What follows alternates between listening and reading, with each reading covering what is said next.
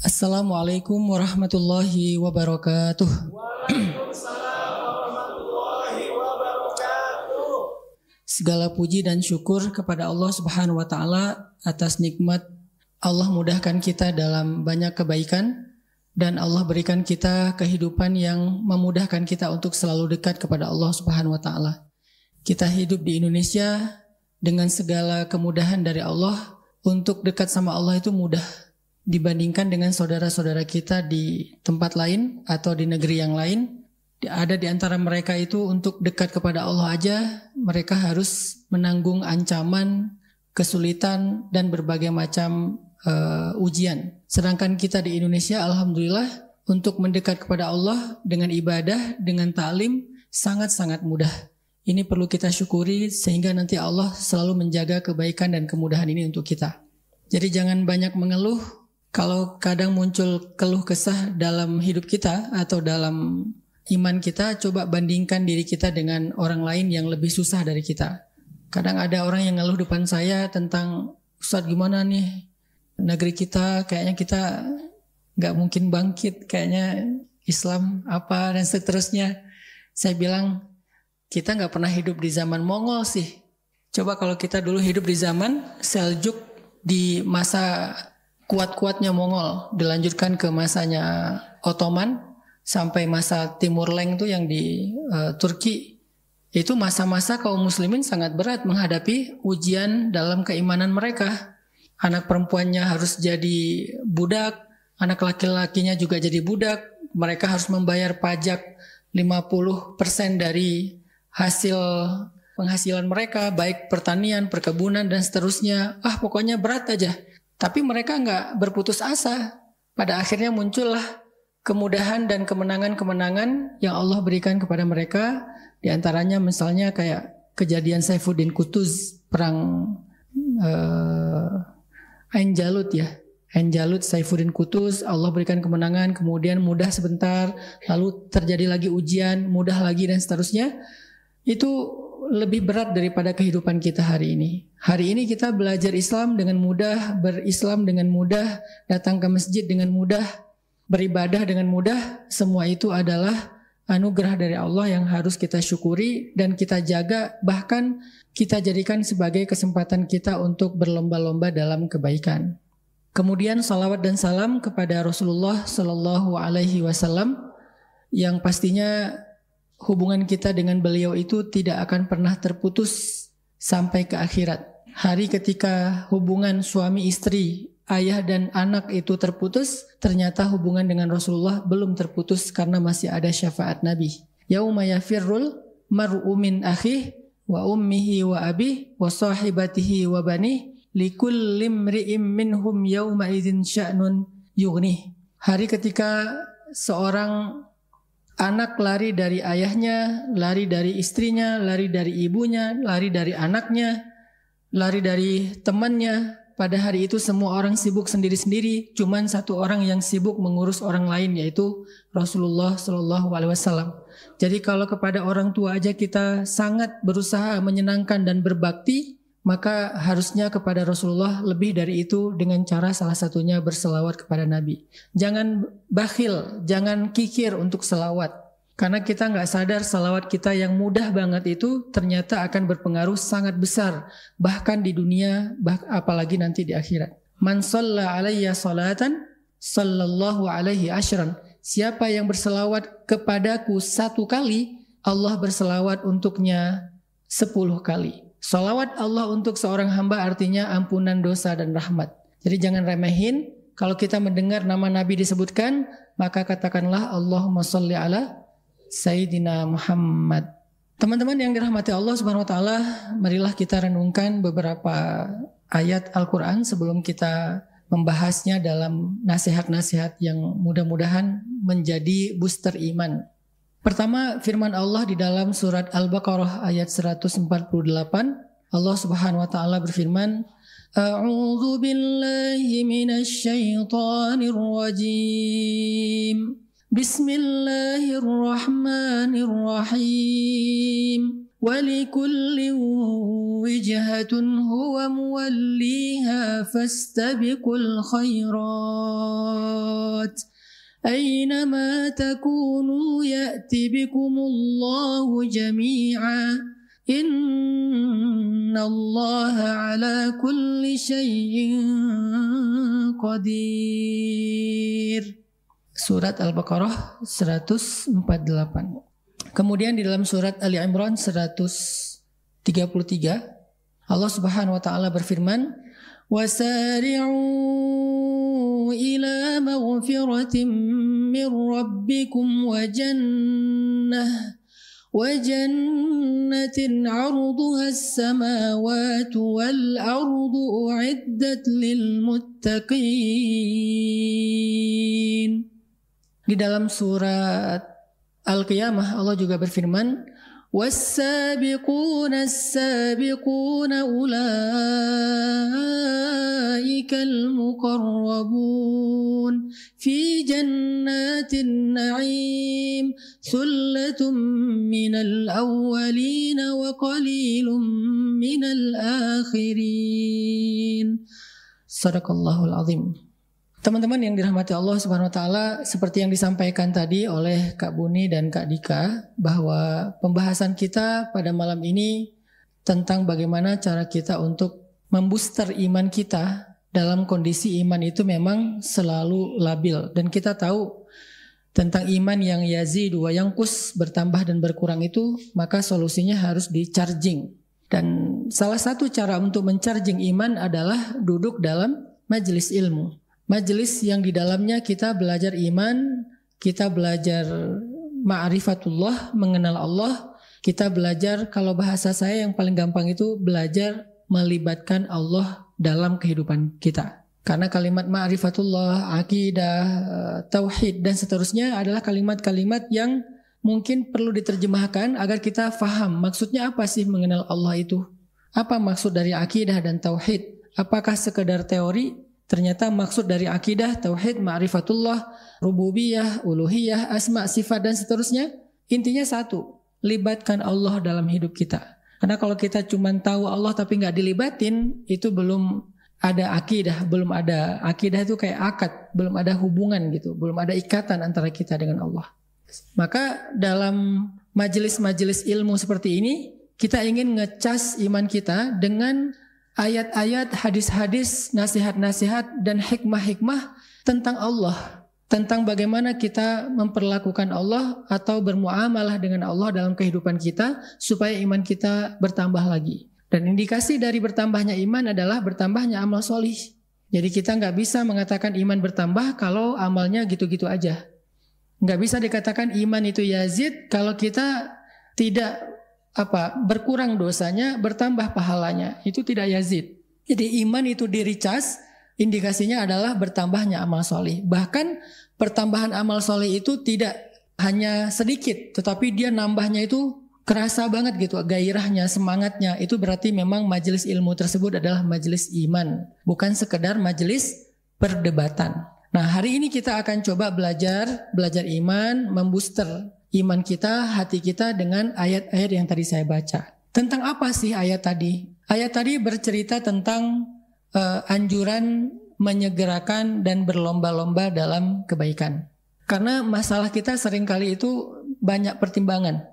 Terutama dalam hal-hal yang kita kadang-kadang lagi futur, imannya lagi drop, itu biasanya banyak pertimbangan. Nanti aja, besok aja, ntar aja, tunggu aja bentar lagi sampai siap dan seterusnya. Menunda-nunda kebaikan itu justru akan membuat iman kita semakin drop. Nah, dalam kondisi ketika kita imannya lagi drop, maka kita harus sedikit nge-push diri kita melakukan hal yang kita sebetulnya males ngelakuinnya. Udah nggak usah banyak mikir, nggak usah banyak ngerasa, lakuin aja dulu. Toh insya Allah nggak akan nyesel kok. Nyesel nih saya sholat tahajud, enggak. Nyesel nih saya ke masjid, enggak. Insya Allah kalau kita nge-push diri kita melakukan kebaikan, itu nggak bakalan nyesel. Beda banget dengan orang yang melakukan dosa. Ada hikmah ya, ada sebuah quote yang saya suka sekali. Lakukanlah kebaikan walaupun itu melelahkan, karena lelahnya akan hilang, tapi kebaikannya akan bertahan. Tinggalkanlah dosa walaupun itu kamu sukai atau menyenangkan, karena kesenangannya akan hilang dan dosanya akan tetap ada. Jadi lakukanlah kebaikan walaupun berat, atau walaupun susah, karena walaupun lelah, karena lelahnya akan hilang tetapi kebaikannya akan tetap ada. Tinggalkanlah dosa walaupun menyenangkan, karena kesenangannya akan hilang dan dosanya tetap ada. Jadi kadang-kadang kita emang harus nge-push diri kita untuk melakukan kebaikan walaupun lelah, karena lelah itu akan hilang. Tapi kebaikannya akan tetap ada. Sebagaimana kita belajar berusaha meninggalkan dosa walaupun menyenangkan, karena kesenangannya juga akan hilang, gak akan lama, tetapi dosanya akan tetap ada. Jadi kalau kita takut lelah berbuat baik, apa yang kita takutkan? Bentar lagi juga hilang tuh lelahnya. Lelahnya sholat tahajud itu juga sebentar lagi hilang. Lelahnya baca Quran itu sebentar lagi juga hilang. Lelahnya datang ke majelis ilmu bentar lagi juga hilang. Lelahnya kita sholat berjamaah bentar lagi juga hilang. Gak sampai seumur hidup kita lelah gara-gara beramal soleh itu gak ada. Sebagaimana berbuat dosa bentar lagi juga kesenangannya hilang kok. Gak mungkin kita senangnya seumur hidup gara-gara berbuat dosa sekali, itu gak mungkin. Jadi ada orang yang maaf misalnya dosa paling gampang berbohong lah. Dosa yang paling gampang dilakukan itu berbohong misalnya. Hanya untuk sekedar mengalihkan isu atau menghindar dari sebuah pertanyaan atau apapun lah maksud kita untuk memudahkan urusan kita. Maka kemudahan itu akan hilang dalam waktu yang sekejap. Muncullah keburukan dan kesusahan setelahnya yang mungkin akan lama waktunya. Apalagi dosa yang lebih besar daripada itu. Ketika kita berbuat dosa, kesenangannya sebentar. Misalnya seorang akhwat, seorang cewek dance di depan layar, posting di TikTok. Berapa lama sih dia akan menikmati itu? Nggak lama. Begitu viewsnya kecil, bergantilah kesenangan dance tadi dengan kekecewaan. Kok cuman segini sih, udah capek-capek ngedit, pakai filter berlapis-lapis, hasilnya gini doang gitu kan ya. Nah artinya tinggalkanlah dosa walaupun menyenangkan. Ini berlaku juga buat saya sendiri karena kita nggak mudah juga melakukannya semampu kita. Tinggalkanlah dosa walaupun itu menyenangkan, karena kesenangannya akan hilang dan dosanya akan tetap ada. Lakukanlah kebaikan walaupun itu melelahkan, karena lelahnya akan hilang sedangkan kebaikannya atau kebahagiaannya akan tetap ada. Ini quote yang saya suka sekali. Saya sampai udah lama banget ya sampai lupa siapa sih yang ngomong kayak gini, kok hikmah sekali gitu. Maka malam ini saya pengen ngajak kita merenungkan ayat-ayat, hadis, kisah, nasihat tentang menyegerakan kebaikan dan berlomba-lomba dalam kebaikan, terutama saat kita dharra, saat kita sedang susah, saat kita sedang dalam keadaan males, saat kita dalam keadaan mager, pengennya santai-santai aja, nggak mau ngelakuin apa-apa. Nah ini kita harus coba nge-push diri kita tanpa berpikir panjang, tanpa banyak pertimbangan, lakuin aja dulu. Selama itu masih wajar, insya Allah kita nggak akan nyesel. Ayatnya tadi yang pertama kita membaca di dalam surat Al-Baqarah ayat 148. Ayat ini sebetulnya lagi menyindir orang Yahudi yang suka sekali berdebat. Jadi orang Yahudi itu memperdebatkan tentang masalah kiblat. Dulu ketika kaum muslimin sholat menghadap kiblat yang sama dengan mereka, yaitu ke Masjidil Aqsa, mereka suka berdebat tentang mana agama yang benar. Kalau agama Islam yang benar, kenapa ikut-ikutan agama Yahudi? Kalau agama Yahudi yang benar, kenapa orang Islam mengklaim nabi mereka adalah nabi penutup dan menyempurnakan agama Yahudi dan seterusnya? Kalau emang menyempurnakan, kenapa tuh kiblatnya ikutan agama yang disempurnakan? Debat aja, tapi sholat enggak.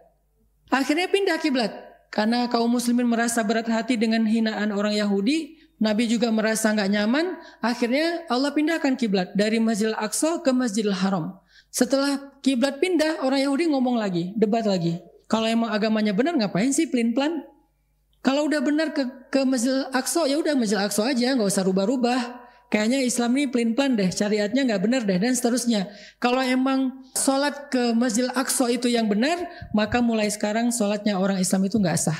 Kalau sholat ke Masjidil Aqsa, ke Masjidil Haram itu yang benar, berarti selama ini sholat mereka ke Masjidil Aqsa nggak sah. Kan bingung ya?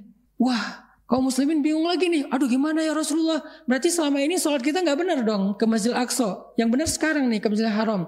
Muncullah ayat walikulli wijhatun huwa muwalliha. Kemanapun arahnya, itu bukan itu intinya. Intinya adalah fastabiqul khairat. Udah sholat belum? Sholatnya udah benar belum? Kalau udah benar udah ditambah belum dengan rakaat-rakaat sunnahnya? Udah ditambah belum dengan bacaan-bacaan yang lebih daripada sekedar 1 ayat 2 ayat? Fastabiqul khairat, intinya ayo berlomba-lomba dalam kebaikan, bukan memperdebatkan arah mana yang benar antara Aqsa atau Makkah, antara mazhab A dengan mazhab B dan seterusnya, antara yang kunut dengan yang tidak, antara yang salawatnya pakai sayyidina atau yang tidak sayyidina, antara yang tarawihnya 11 apa 23, antara yang pakai sarung atau pakai jubah. Bukan itu intinya. Intinya fastabiqul khairat, dan kita udah harus meninggalkan hal-hal yang gak produktif kayak gitu. Sekarang intinya bukan tentang geng mana kita dalam perpolitikan di Indonesia.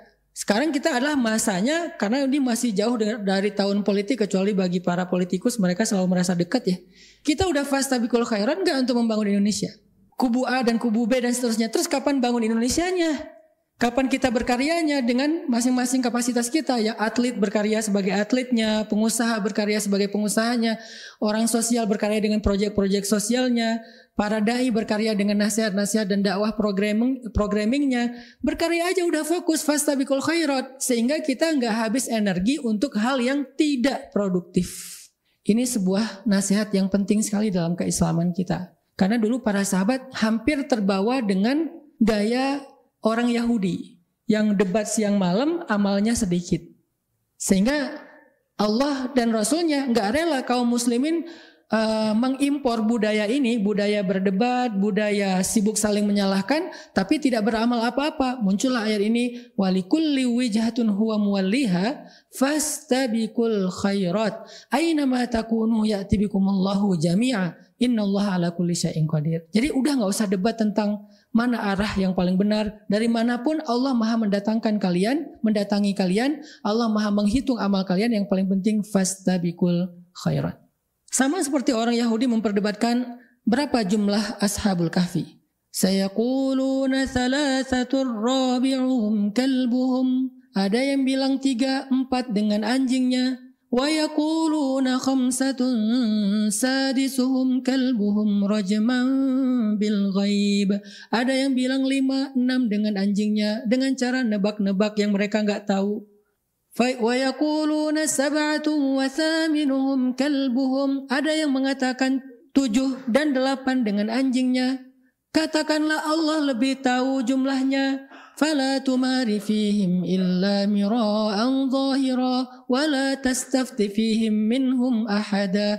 Janganlah kamu mendebat mereka tentang hal-hal yang tidak terlalu berdampak kepada amal solihmu. Dan janganlah kamu meladeni mereka tentang jumlah-jumlah yang kamu tidak tahu. Intinya janganlah tumari fihim illa mira'an zahira, kecuali yang hal-hal yang mungkin sederhana aja, gak usah terlalu dalam. Yang tampak-tampak aja, gak usah terlalu diulik-ulik, karena itu tidak berdampak kepada amal solih. Siapa nama anjingnya? Jenis apa? Kan anjing sekarang banyak ya peliharaan anjing tuh, yang lucu-lucu yang kecil, atau yang gede yang galak itu, atau yang banyak bulunya. Jenis apa sih anjing Ashabul Kahfi? Nyari terus, baca buku ini, cari di Google, cari di YouTube. Oh saya nemu nih, di mana Ya'juj Ma'juj dikurung. Kan banyak tuh hal-hal kayak gini kan cukup kontroversi dan akhirnya jadi rame kan di sosmed, nyari Ya'juj Ma'juj. Wah ada tuh yang katanya apa, dinding dilihat oleh seorang turis, terekam kamera, kebuka, pas kelihatan terus tutup lagi, itu tuh Ya'juj Ma'juj. Ada yang bilang lagi temboknya Zulkarnain itu adalah tembok Cina. Wah, dengan beragam interpretasi yang tidak berdampak kepada amal solih. Akhirnya terjebak di dalam budaya orang Yahudi yang dikenal dengan istilah Israiliyat. Apa itu Israiliyat? Dongeng-dongeng orang Israel atau Bani Israel. Karena mereka suka dongeng. Nabi Sulaiman memiliki kalau nggak salah 1099 istri. Mendatangi satu persatu dalam satu malam semuanya. Saya nggak bisa ngebayangin. Ya udah jangan dibayangin. Mendatangi 99 istrinya dalam satu malam dan lupa bilang bismillah. Sehingga gak ada yang jadi. Satu-satunya jadi setengah manusia setengah jin. Israiliyat udah. Dongeng orang Yahudi. Masa Nabi Sulaiman kayak gitu? Ini gak pas untuk seorang nabi yang mulia. Tapi kan sensasi ya ceritanya. Nabi Yunus ketika dikeluarkan dari perut ikan gak pakai apa-apa karena semua pakaiannya sudah rontok, sehingga beliau dalam keadaan tidak berbusana. Ngapain kok ngebahas itunya Nabi Yunus?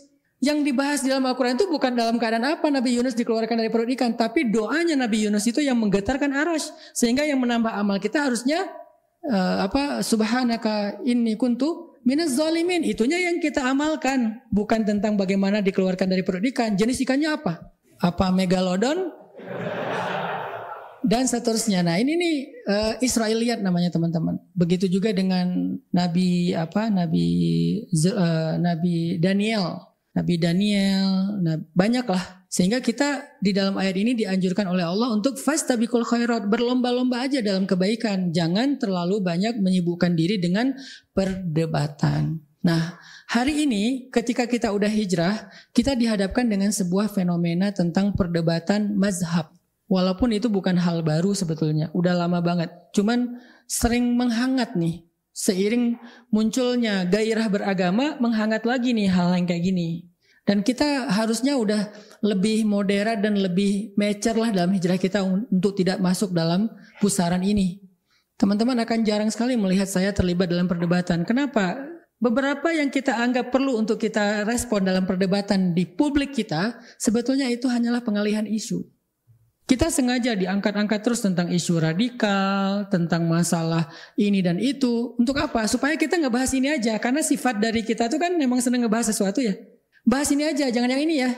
Jangan penemuan sebuah tambang emas terbesar di dunia yang baru nih yang mau dikerjain, itu jangan dibahas ya. Karena ini biarin aja senyap jalan. Yang ini aja yang dibahas. Mana yang radikal, mana yang gak radikal, mana mazhab ini, mana mazhab itu, mana yang masuk neraka, mana yang masuk surga. Kita sibuk gitu dengan teman kita, lo neraka lah, gue yang surga ya. Semua yang lain neraka kita doang. Itu tuh sebagiannya, gak semuanya ya. Sebagiannya emang pengalihan isu dan kita terjebak di dalam hal itu. Opini publik yang dibangun. Walaupun kita anggap saya harus bela nih idealisme saya, ideologi saya. Ya gak salah niat antum, spirit teman-teman tuh gak salah. Tapi kita harus lihat ada agenda apa di belakangnya. Terus gimana dong kalau kayak gitu? Cukup sekali tapi jangan larut. Kalau bisa jangan berdebat, bentuknya edukasi. Kalau ada yang keliru ya kita edukasi, kita jelaskan mana yang benar, udah selesai. Tapi jangan diladeni debatnya. Kalau saya mau ngeladeni debat di komen, banyak yang kayaknya renyah banget untuk diladeni nih. Replay aja. Biasanya ketika saya replay, insya Allah teman-teman akan nge-replay balik, akhirnya itu penuh kan. Jadi berudul bawahnya kan ya. Akhirnya dia delete sendiri. Bisa aja kayak gitu. Atau di akun orang akhirnya dia dimatiin komennya. Bisa kayak gitu. Muncul sensasi, wah saya berhasil bikin dia akhirnya nggak nyaman, matiin komen, saya berhasil neken dia. Buat apa?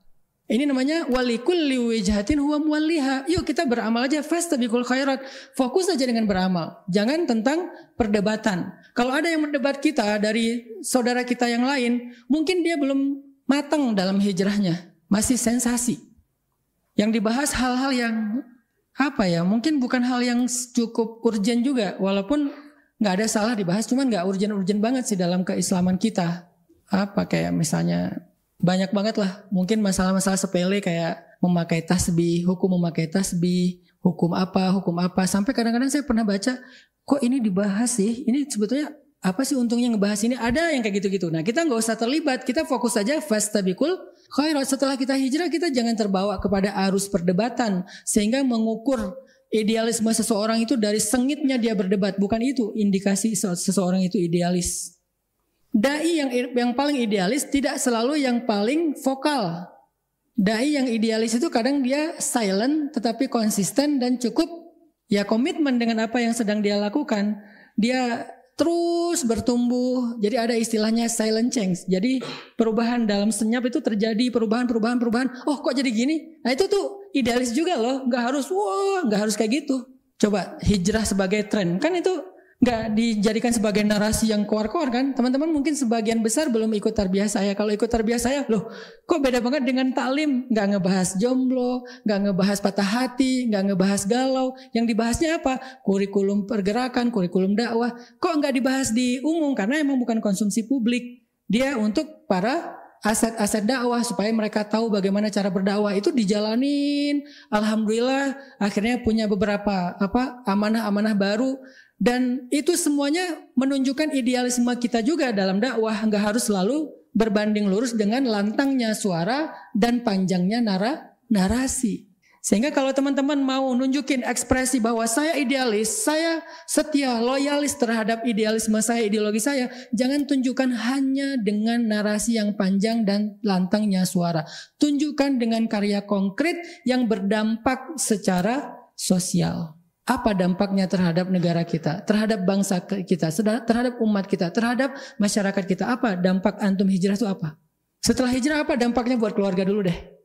Buat ayah, ibu, adik, keluarga di rumah, apa dampak teman-teman setelah hijrah itu? Apa dampak di rumah? Oh, sekarang di rumah udah gak ngerepotin orang tua lagi. Sama adik kakak udah gak suka berdebat, udah ngalahan. Sama orang tua udah lebih santun. Di rumah udah jadi teladan dalam akhlak-akhlak yang baik. Itu tuh dampak yang konkret. Itu aja, fokus fastabiqul khairat. Bukan makin hijrah, makin sengit perdebatan di rumah. Nanti ibu hijrah, ayah hijrah, anak hijrah, udah jadi dewan perdebatan tuh, komunitas debat. Rumahnya rame aja di meja makan. Belum juga nyendok nasi, udah ini gak benar nih.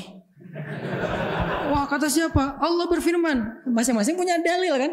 Semua Allah berfirman, semua Rasulullah bersabda. Gak selesai, akhirnya gak jadi makan, piring terbang. Nah, ini artinya teman-teman kita kurang fastabiqul khairat. Coba fokus saja beramal deh, fokus saja berkarya deh. Anak muda terutama, karena dakwah saya pengen segmen anak muda. Anak muda coba jangan terjun terlalu dalam, bukan gak boleh ya, terlalu dalam arus perdebatan, baik itu dalam urusan ideologi Islam kita, apalagi dalam urusan yang lain. Boleh, tapi yang sifatnya konstruktif, edukatif, bukan destruktif dan tidak produktif. Harus konstruktif. Apa dampaknya dengan narasi ini? Apa edukasi yang kita share di tengah masyarakat dalam membentuk opini mereka tentang kebenaran? Kalau nggak ada ya berarti ya kita tahan diri. Intinya fastabiqul khairat itu adalah sindiran Allah kepada orang Yahudi yang terbiasa berdebat. Siapa nabi terakhir? Harus orang Bani Israel dong. Dia punya ciri-ciri ini. Begitu nabinya muncul, kok bukan Bani Israel? Kok orang Arab? Gak mau Akhirnya mereka menghindar. Mereka mengingkari kebenaran dari risalah Nabi terakhir itu. Ini bukan fokus kepada amal solih, tapi fokusnya kepada perdebatan dan mempertahankan pendapat. Kemudian yang ayat kedua yang tadi kita baca adalah surat Ali Imran 133. Allah juga memerintahkan kita untuk bersegera dalam kebaikan. Wasari'u itu artinya segeralah kalian ila maghfiratin min rabbikum wa jannah, kepada ampunan dari Rabb kalian dan surga. Artinya bersegeralah kalian taubat dan amal solih. Itu bahasa Al-Quran kan bahasanya sastra ya. Wasari'u ila maghfiratin min rabbikum, bersegeralah kalian kepada ampunan dari Rabb kalian. Maksudnya segera taubat. Astaghfirullahalazim. Maka setiap kali kita berbuat dosa, kata Nabi, iringilah keburukan kalian dengan kebaikan. Maksudnya iringilah dosa kalian dengan istighfar dan taubat. Setiap kali kita berbuat dosa, langsung astaghfirullahalazim. Salah ngomong astaghfirullahalazim. Kepancing emosi astaghfirullahalazim. Segera, jangan tunggu nanti. Kenapa? Narasi paling sederhananya kan kita nggak tahu usia kita. Itu yang paling sering. Tapi narasi lain adalah kenapa harus ditunda kalau itu sebuah kebaikan? Belum siap, nggak apa-apa. Kalau kita merasa belum benar-benar siap, memangnya kita siapnya kapan? Setahun lagi? 2 tahun lagi? Kita belum tahu juga kapan kita siap. Dengan kita istighfar, dengan kita menyegerakan kebaikan, kita berharap Allah yang akan mentaufikkan kita, membantu kita dalam proses itu. Jadi nggak usah nunggu siap. Kayaknya kalau saya istighfar sekarang nanti buat dosa lagi sia-sia deh. Kata siapa? Allah nggak pernah berputus asa mengampuni dosa kita walaupun sekian ribu kali dalam sehari. Kenapa kita berputus asa meminta ampun? Allah ngasih aja nggak putus asa. Masa kita minta putus asa? Kan minta itu nggak ada yang hilang, malah dapat. Yang ngasih kan memberi kan. Kalau ibarat manusia tuh kehilangan sesuatu walaupun Allah tidak kehilangan apapun. Jadi Allah aja yang ngasih, nggak pernah berputus asa. Kita istighfar nih, Allah kasih ampunan. Buat dosa lagi, istighfar, Allah kasih lagi. Sehari 1000 kali kita kayak gitu, sehari 1001 kali Allah ngasih ampunan. Terus apa masalah kita untuk gak minta ampun? Gak enak sama Allah. Allah aja enak. Kita yang kegeeran ngerasa kayak gimana gitu ya. Kayaknya kita memperlakukan Allah kayak gimana. Enggak. Kecuali kita gak serius minta ampunnya. Istighfar aja dulu. Kan Allah mah senang kayak gitu. Jangan. Jujur. Walaupun lemah. Mending jujur lemah daripada main-main. Astagfirullahalazim. Tapi gak serius. Mending astagfirullahalazim. Udah gitu berbuat dosa lagi. Lemah kan? astagfirullahalazim, dosa lagi, astagfirullah, segitu-gitunya 1000 kali sehari, Allah tetap ampuni teman-teman. Dan yang dilihat adalah husnul khatimah, yang mana yang paling akhir. Makanya ada doa, waj'al khaira a'mali khawatimah, ya Allah jadikanlah sebaik-baik amalku yang penutup. Makanya kata Allah, wasari'u ila maghfiratim min rabbikum. Insyaallah kita lanjutkan setelah sholat isya. Barakallahu fiikum. Teman-teman yang dirahmati Allah Subhanahu wa taala, kita lanjutkan pembahasan tentang berlomba-lomba dalam kebaikan dan bersegera dalam kebaikan. Tadi kita membaca surat Ali Imran ayat 133, wasari'u ila maghfiratin min rabbikum jannah. Jadi Allah meminta kita untuk bersegera atau tidak menunda waktu. Pertama dalam urusan taubat dan yang kedua dalam urusan amal solih. Jadi kata Nabi, iringilah setiap perbuatan buruk dengan kebaikan. Artinya iringilah dosa dengan istighfar. Maka jangan bosan untuk beristighfar kepada Allah, karena Allah itu gak pernah bosan untuk mengampuni dosa kita. Allah gak pernah bosan untuk ngasih kita taubat, menerima taubat kita. Allah gak pernah bosan untuk mendengar ucapan astaghfirullahalazim walaupun sehari 1000 kali setelah 1000 kali berbuat dosa. Allah gak pernah bosan. Jadi jangan sampai kita berputus asa dengan merasa tidak pantas untuk bertaubat dan beristighfar setelah sekian kali kita mengulangi kesalahan yang sama karena kelemahan kita, bukan karena kita mempermainkan Allah. Karena insya Allah kita gak mungkin niat kita mempermainkan Allah. Yukhadi'una Allah walladzina amanu wa ma yakhda'una illa anfusahum. Jadi kalau kita mengelabui Allah, mempermainkan Allah, kita hanya mempermainkan diri kita sendiri. Nggak mungkin. Terus kalau kita ngelakuin dosa berulang kali gimana? Ya mudah-mudahan itu bukan karena kita mempermainkan Allah. Mudah-mudahan karena kita memang lemah. Berkali-kali kita tergelincir kepada dosa karena lemah. Tapi setelah itu langsung iringi dengan istighfar lagi, iringi dengan taubat lagi. Karena yang paling Allah lihat adalah bukan prosesnya, nanti akhirnya. Mana akhirnya? Taubat atau dosa? Kalau akhirnya adalah astaghfirullahalazim dan gak sempat melakukan dosa yang berikutnya, tetapi dia udah mengiringi dosa yang sebelumnya dengan istighfar, maka dia adalah orang yang memperoleh husnul khatimah. Ya setidaknya di akhir malam sebelum kita tidur, kita istighfar dulu. Ya Allah, hari ini saya banyak banget dosa. Dari mulai bangun tidur tadi pagi udah dosa, di sosmed dosa, di jalan dosa, ketemu orang dosa, dalam kesendirian pun masih banyak dosa. Ya Allah, ampunkanlah dosa saya hari ini. Istighfar sebelum tidur dengan istighfar yang jujur dan sungguh-sungguh. Walaupun kita gak yakin besok kita akan bersih. Dan kemungkinan besok kita kotor lagi, walaupun harapannya kotornya gak sekotor kemarin. Tapi bisa aja besok lebih kotor dari kemarin dan kita nggak pernah tahu karena kelemahan kita. Setidaknya malam itu kita menutup malam dengan taubat istighfar. Kalau malam itu adalah malam terakhir kita nggak bangun lagi, Allahu a'lam apa yang terjadi, maka kita memperoleh husnul khatimah. Kan itu yang kita cari. Makanya kata Allah, wasari'u ila maghfiratin min rabbikum. Jangan ditunda-tunda. Toh nggak ada ruginya juga kok kita mendahulukan kebaikan.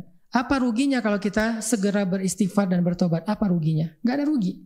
Gak ada gara-gara kita istighfar terus kita kayak kehilangan sesuatu. Gara-gara kita istighfar kita kehabisan waktu. Gara-gara istighfar kita akhirnya jadi capek. Apa capeknya mengatakan astaghfirullahalazim? Kalau Allah mau syariat istighfar itu dibikin panjang. Kayak Sayyidul Istighfar lah minimal ya. Allahumma anta rabbi la ilaha illa anta khalaqtani wa ana abduka wa ana ala ahdika wa wa'dika mastata'tu a'udzubika min syarri ma sana'tu abu'u laka bi ni'matika alayya wa abu'u bi dzambi faghfirli fa innahu la yaghfirudz dzunuba illa anta. Panjang. Kalau yang mau segini keren karena ini Sayyidul Istighfar, pemimpinnya istighfar. Kalau yang bisa hafal ini luar biasa ini kalimatnya. Tapi bagi yang nggak mampu menghafal ini, atau nggak mungkin juga kita baca ini, misalnya setiap berbuat dosa baca itu kayak panjang gitu ya. Bukan nggak mungkin, agak berat mungkin bagi sebagian besar dari kita termasuk saya. Ada nggak yang lebih ringan supaya kita nggak menunda-nunda istighfar? Kayaknya nggak cukup waktu Ustadz. Saya lagi hektik nih, saya lagi meeting nih, saya lagi apa? Kan lagi meeting kayak salah ngomong misalnya kayak nggak sengaja ngetawain temen. Masa Allahumma anta rabbi la ilaha illa anta khalaqtani wa ana abduka. Ngapain lo ngelamun? Ntar lagi istighfar. Jadi kayak panjang kan, jadi takes time gitu kan. Makanya ada yang lebih ringkas, lebih pendek, lebih mudah, lebih bisa dilakukan secara spontan. Ngetawain teman, salah nih, astagfirullahaladzim, beres. Atau suuzon sama orang lain, cari muka nih, astagfirullahaladzim, beres. Kan gitu kan ya. Gak perlu sampai yang tadi Allahumma yang panjang bisa menghabiskan misalnya sekian belas detik atau sekian puluh detik yang buat kita sekian puluh detik itu sesuatu yang berat mungkin. Maka ada yang ringan, astagfirullahaladzim. Terus ruginya di mana? Beratnya di mana? Untuk kita tunda nanti aja deh di akhir hari menjelang tidur. Nanti lagi, toh nggak rugi juga. Astagfirullahaladzim. Astagfirullahaladzim. Wah nggak benar. Astagfirullahaladzim. Apaan sih? Astagfirullahaladzim. Terus aja gitu. Sehari entah berapa kali. Nabi aja yang nggak punya dosa sehari 100 kali. Yang 100 kali itu nggak harus kita tasbihin. Arti 100 kali dalam hadis tersebut artinya Nabi itu sering kali beristighfar walaupun beliau bukan orang yang berbuat dosa, maksum. Gimana kita? Berarti dari pagi udah biasain aja astagfirullahalazim. Setiap kali kita ngerasa ada salah, sekecil apapun, lupa astagfirullahalazim. Karena tidaklah lupa itu wa ma ansanihu illa syaitanu an adzkurah. Biasanya sebabnya karena syaitan akhirnya bikin kita lupa terhadap satu kebaikan. Sama pasangan, sama anak, sama orang tua, sama siapapun di jalan, klakson kepanjangan, astagfirullahalazim. Apa mungkin sebel sama orang akhirnya disalip terus senggol dikit bagian belakang kendaraan, astagfirullahalazim. Atau apalah di jalan kan banyak banget dosa kita tuh. Sekarang orang kalau misalnya nggak kayak gitu ya kejadian lah hal yang aneh kayak sekarang tuh. Gebukin orang di jalan lah, apalah, main hakim sendiri lah. Belum tentu juga itu begal, belum tentu juga itu tabrak lari. Bisa jadi itu adalah modus baru dan seterusnya. Ya udah banyak-banyakin istighfar. Biasanya setelah istighfar Allah kasih kita tuma'aninatul qalb. Karena kenapa? Ala bidzikrillahi tatma'innul qulub. Bukankah dengan mengingat Allah hati jadi tenang? Biasanya kalau udah tenang emosi lebih reda tuh. Istighfar. Aneh aja kita negara muslim terbesar di dunia, tapi kejadian-kejadian di jalan itu bikin kita malu dengan negara-negara non-muslim, tapi mereka lebih elegan, lebih baik perilakunya di jalan, nggak kayak kita. Minta maaf, ngasih respect ke orang lain yang ngasih jalan, ngasih jempol, kalau dia ngasih jalan buka kaca, makasih atau apa. Itu kan di luar orang udah biasa kayak gitu. Jarang banget pakai klakson. Di kita kan klakson hobi ya. Kayaknya kalau sehari nggak pakai klakson rasanya gimana gitu ya. Kayak ada yang garing, apa yang kurang ya? Oh klakson. Kenapa klakson jadi hobi? Mungkin di kita klakson juga bisa jadi alat untuk silaturahmi. Tirit, tirit. Klakson gitu kan. Oke lah nggak apa-apa lah. Tapi kayak kadang-kadang jadi kepanjangan juga karena kebiasaan klakson atau main ngedim misalnya kayak gitu. Bukan ngedim lagi sih, itu mah udah nyemprot biar orang tahu kalau dia punya lampu yang LED. Dari tol itu jarak setengah kilo udah terang banget gitu sampai kita juga jadi halu ya. Ini saya di mana, di negeri yang alam beda atau apa, masih di dunia enggak nih? Kan biasa kalau dipindah alam tuh tiba-tiba terang gitu kan. Wah ini kayak pindah alam, ternyata ada yang pakai lampu LED. Intinya sih banyaklah kesalahan kita dalam sehari teman-teman. Udah istighfar aja yang banyak. Salah ngomong, salah respon, salah apa. Istighfar. Wasayang. Kemudian wajannah. Wajannah itu artinya bersegera juga berbuat baik. Berbuat baik itu gak susah. Kalau dalam bentuk ibadah, kata Nabi kalimatan khafifatan 'alal lisan, saqilatan fil mizan, habibatan ilar rahman, subhanallahi wa bihamdih. Subhanallahil azim. Ada dua kalimat sangat ringan diucapkan dengan lisan tapi berat banget di timbangan kebaikan dan Allah sangat menyukai kalimat itu.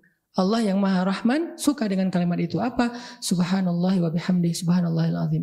Kebalik nih. Subhanallahil azim wa bihamdi tetap dapat kebaikan yang luar biasa.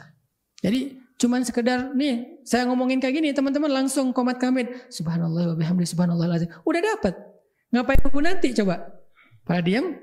Jangan diam, ngomong langsung subhanallah wa bihamdi ngapain? Oh iya. Oh iya. Ngapain sih kayak gitu? Udah aja langsung ngomongin subhanallah wa bihamdi subhanallahil azim. Kan bisa gitu ya. Itu artinya kita enggak spontan untuk wasari'u. Saya lagi bilang misalnya istighfar, udah langsung komat kamit, astagfirullah, astagfirullah. Tulisan kalau udah komat kamit, oh berarti itu wasari'u. Tapi kalau, oh gitu. Sampai beres kajian, jam 8:30, pulang ke rumah, jam 9, udah berapa jam tuh ditunda tuh. Itu maksud yang tadi, langsung praktek. Jadi apa ya, call to actionnya itu ya langsung direspon. Jangan, oh Masya Allah ya, luar biasa. Mending sih ada kata Masya Allah, tapi bagus juga ya. Menarik nih kajian. Banyak kalimat narasi yang bisa seharusnya diganti dengan subhanallah wa bihamdi astagfirullahaladzim, udah keganti tuh. Tapi kita menggunakan narasi yang lebih panjang, apalagi sampai muncul kalimat celaan dan seterusnya kalau kita di luar masjid.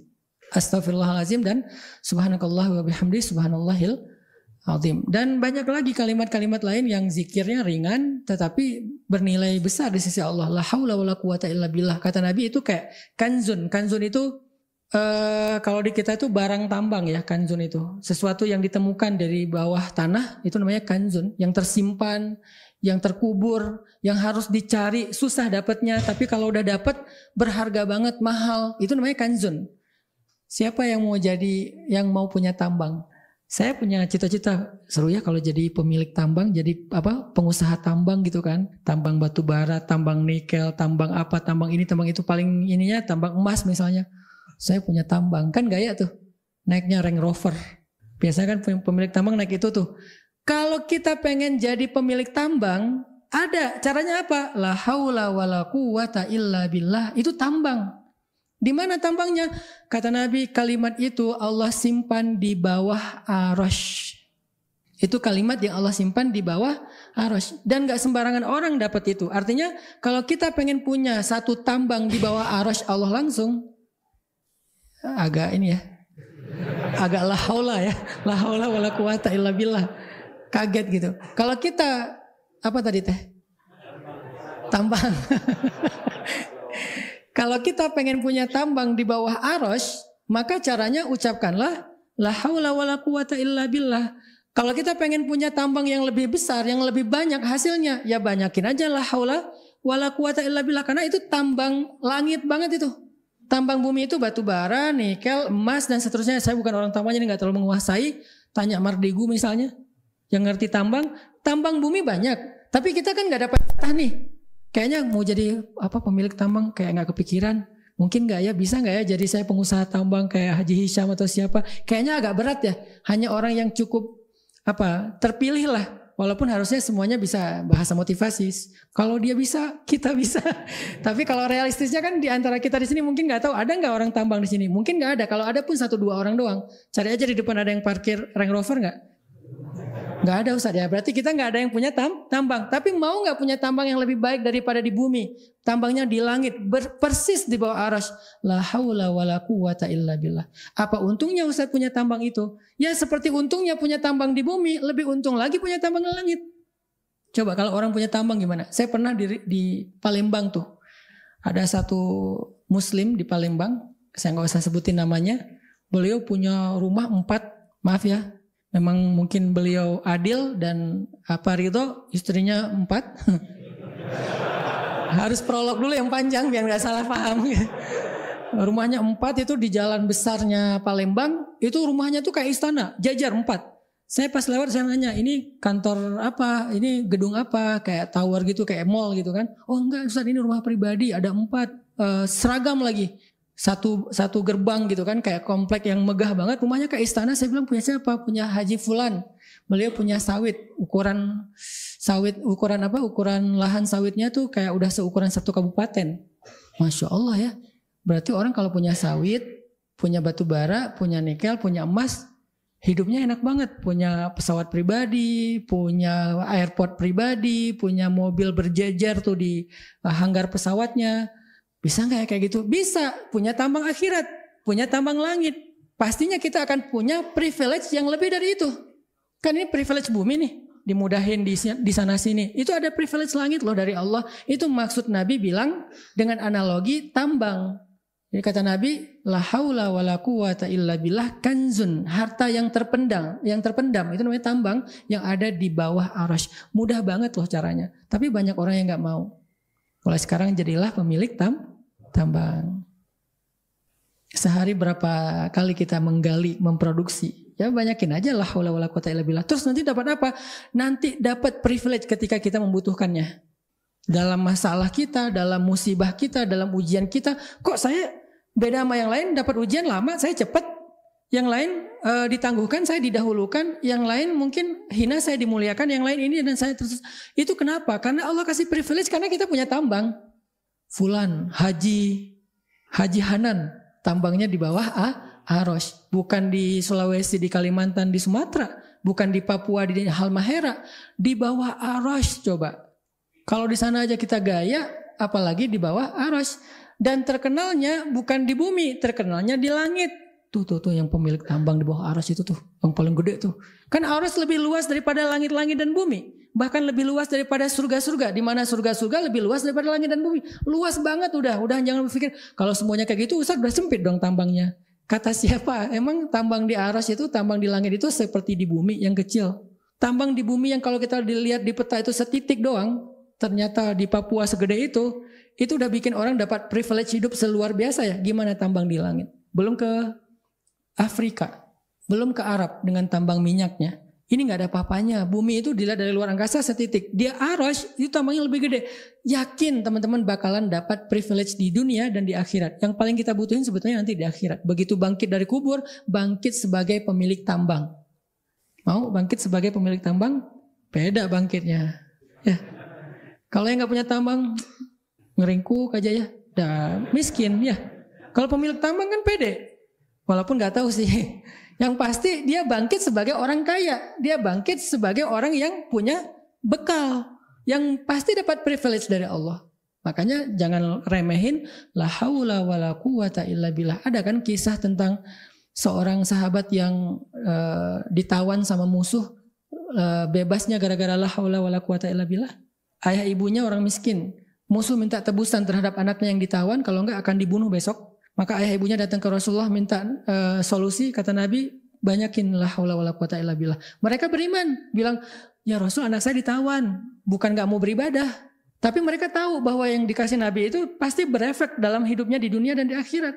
Kata Nabi, banyakin la haula wala quwata illa billah. Pulang, semangat nih si ayahnya. Ibunya di rumah nungguin.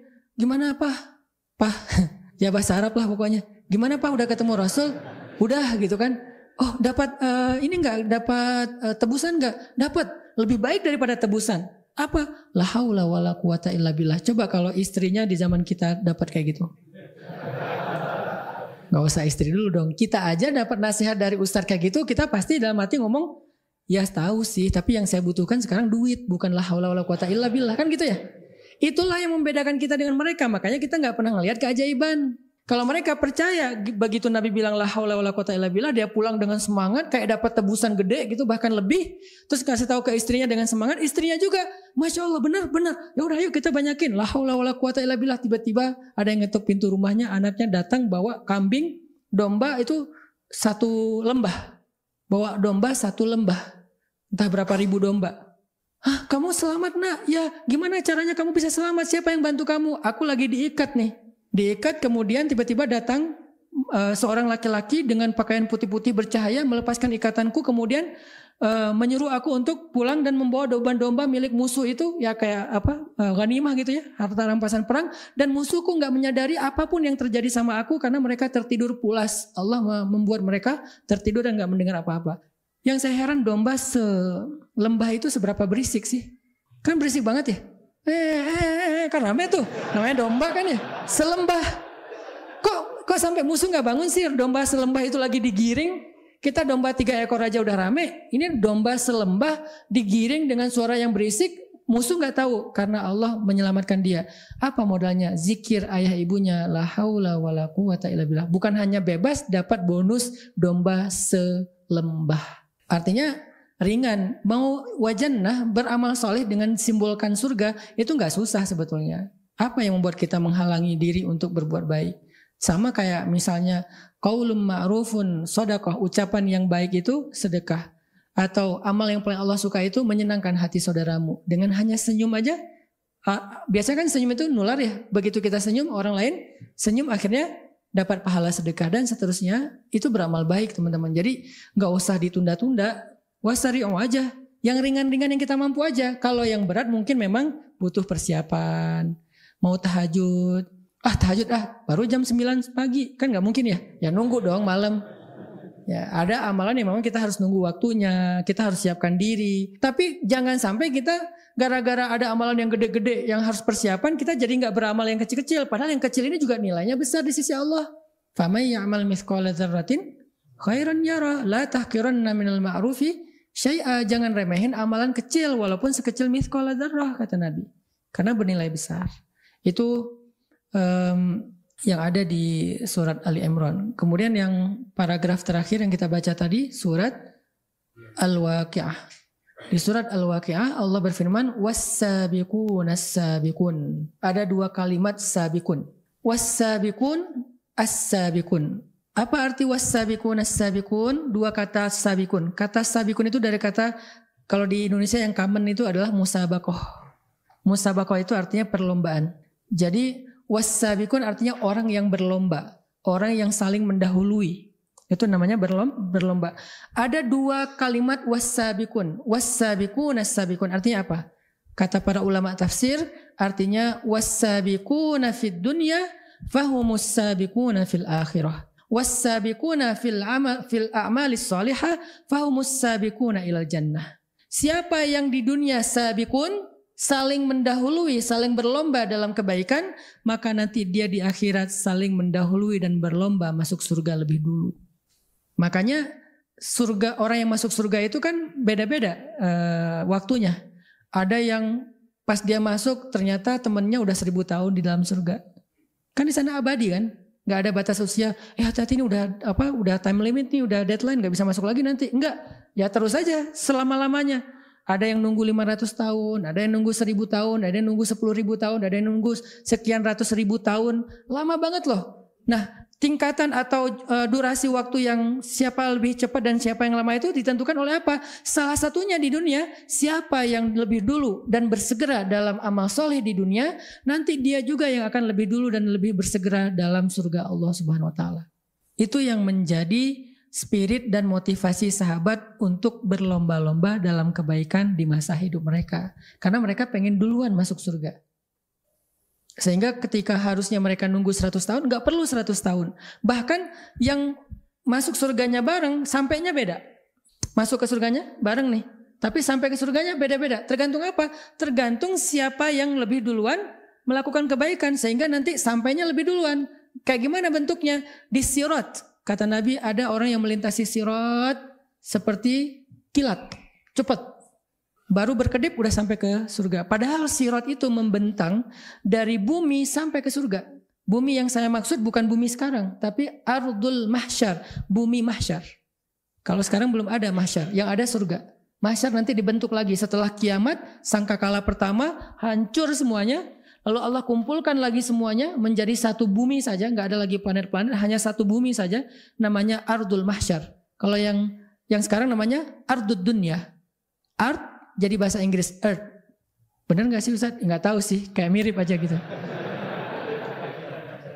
Jadi Ardud Dunya dirubah menjadi Ardul Mahsyar. Yang disebut dengan istilah apa? Yauma tubaddalul ardu ghairal ardi. Hari ketika Allah mengganti ardu yang lama dengan ardi yang baru. Di akhir surat Ibrahim kalau nggak salah. Yauma tubaddalul ardu ghairal ardi was samawat. Hari ketika Allah ganti bumi yang lama dengan bumi yang baru. Apa arti bumi yang baru? Mahsyar. Jadi mahsyar adalah sebuah planet atau bumi yang ukurannya entah berapa ribu kali lipat lebih besar daripada bumi yang sekarang, tapi bentuknya udah nggak ada lagi gunung dan lembah, semuanya rata, nggak ada lagi lembah dan gunung sehingga tidak bisa kita menghindar dari sengatan matahari. Kalau ada lembah kita masih bisa berlindung di balik gunung. Ini udah rata semuanya dan ukurannya lebih besar daripada sekarang. Yang jaraknya kalau 1000 kali lebih besar, pastinya lebih dari 1000 kali. Berarti jaraknya 1000 kali lebih jauh daripada jarak yang sekarang. Di mana orang dikumpulkan di Ardul Mahsyar itu? Di sebuah titik yang dulunya bekas Masjidil Aqsa. Kenapa kayak gitu? Itu yang disebut di dalam surat Qaf kalau nggak salah, makanin qarib, tempat yang dekat. Ketika malaikat memanggil manusia, mim makanin qarib, dari tempat yang dekat itu kata ulama tafsir adalah Al-Aqsa, maka manusia nanti akan dikumpulkan semuanya di Al-Aqsa, yang sekarang titiknya Al-Aqsa, Masjid Al-Aqsa Palestina, di situ manusia dikumpulkan, disitulah manusia akan disidang, yaumul hisab, hari persidangan. Tapi jarak Al-Aqsa yang nanti beda dengan yang sekarang. Sekarang kita ke Al-Aqsa kalau naik pesawat 12 jam kali 1000. Kalau mahsyar itu lebih besar 1000 kali lipat. Tapi menurut para ulama entah sekian ribu kali lipat, nggak ada yang tahu persis. Pastinya sekian ribu kali lipat lebih besar daripada bumi yang sekarang. Kebayang nggak kita yang meninggal di Indonesia nanti jalannya ke Al-Aqsa berapa lama? Kan dibangkitkan dari kubur masing-masing. Kalau kita dikuburkan di Indonesia nih, meninggal di Bandung, dikuburkan di Bandung, bangkitnya di Bandung juga. Pas bangkit dari Bandung, mau jalan ke Al-Aqsa, sekarang aja kalau kita naik pesawat 12 jam, kebayang gak jalan kakinya berapa tahun? Mungkin 2 tahun, karena ada yang naik sepeda 1 tahun. Tapi sepeda. Dan itu bukan Al-Aqsa, sampai Mekah kan ya? Ada yang dari Jawa naik sepeda ke Mekah setahun, itu sepeda. Tapi gak murni sepeda juga sih, naik kapal. Ya. Kalau seandainya darat semua, mungkin dia 2 tahun, karena kapal lebih cepat dari sepeda. Kalau naik sepeda aja ke Mekah 2 tahun, ke Aqsa mungkin 3 tahun, berarti jalan kaki dikali 2. Kalau misalnya jalannya cepat dan konstan. Kan jalannya gak konstan. Jalan, istirahatnya sebulan. Ya seumur hidup sampai Al-Aqsa. Kebayang gak sih analog ini biar kita paham dulu nih jaraknya. Kalau di dunia aja kita butuh waktu 10 tahun untuk sampai ke Al-Aqsa, kali 1000. 10.000 tahun baru sampai ke titik hisab. Lu belum dihisab loh. Dari dibangkitkan baru sampai ke sana itu 10.000 tahun. Sementara yang lain-lain udah di surga entah di gimana-mana tuh. Udah keliling-keliling, udah staycation, udah healing, udah apa. Kita masih aja, kemana mbak? Kemana mas? Ke Aqsa. Ke Aqsa baru berapa lama? Baru juga 1.000 tahun. Baru 1.000 tahun. Karena jaraknya 10.000 tahun. Kalau jalan kaki, nggak bawa bekal. Gimana kalau bawa bekal? Bukan ransel, yang dibawa apa? Dosa yang lebih berat daripada 7 lapis bumi. Apa salah satu dosa yang paling berat yang dipikul seperti memikul 7 lapis bumi? Dosa memakan harta waris secara haram. Mengambil yang bukan haknya di dalam waris. Itu kan kayak memikul tanah, 7 lapis tanah loh. 7 lapis bumi kita pikul. Kebayang gak jalannya kapan sampainya? Gak bisa jalan, ya udah merangkak juga gak bisa. Gitu-gitu aja terus. Tapi gak jalan-jalan. Orang udah lalu-lalang kita masih gitu-gitu aja kayak apa? Kayak kura-kura. Tapi kura-kura yang batoknya nggak sekura-kura. Batoknya mungkin gedung dewan. Tapi kitanya kura-kura kecil. Kebayang nggak sampai ke Aqsanya berapa puluh ribu tahun lagi tuh? Itu kondisi di akhirat di padang mahsyar teman-teman. Terus yang bikin cepat apa? Wasabiqun.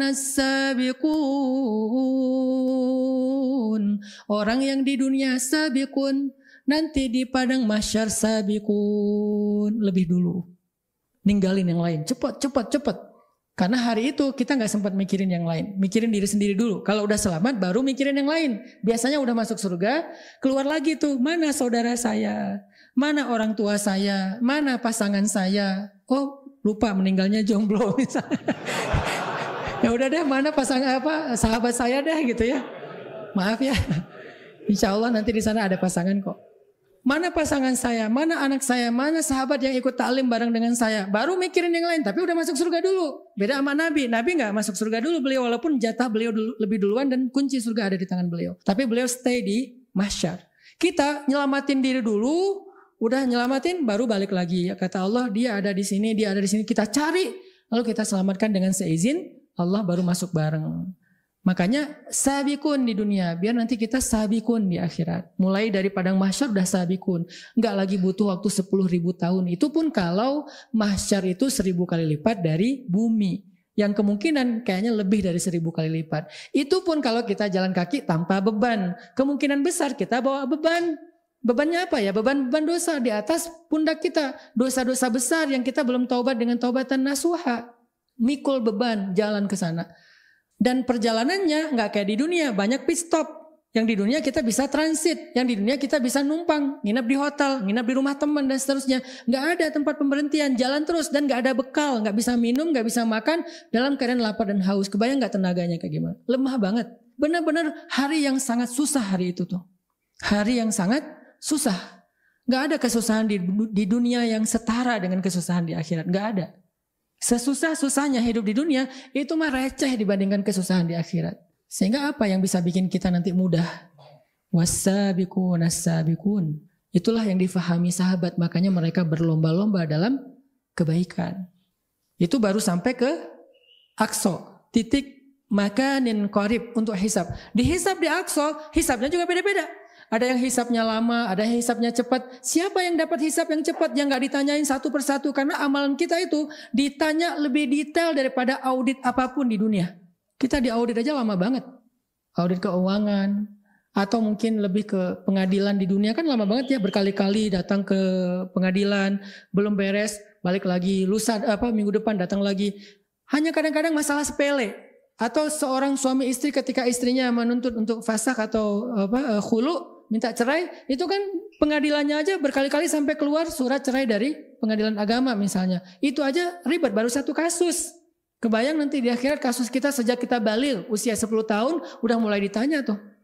Satu hari mungkin hisabnya bisa sekitar 1 tahun lebih. 1 hari doang, karena dalam 1 hari 24 jam itu entah apa aja dosa-dosa yang kita lakukan. Belum lagi dengan orang lain, orangnya mana sekarang? Datangin dulu orangnya, jadi saksi dulu, debat dulu, saling hujat dulu, saling menuntut dulu dan seterusnya. Panjang. Terus siapa yang dimudahin hisabnya sehingga nggak perlu pengadilan sepanjang itu dan langsung diputuskan dia bebas. Bahkan bukan hanya bebas, dapat ganti rugi. Bukan hanya dapat ganti rugi, dapat kebaikan. Siapa? Wassabiqun as-sabiqun. Di dunia penentuannya. Nggak bisa lagi nanti di akhirat kita beramal soleh. Di dunia sekarang. Begitu dengar hayya 'alas shalah.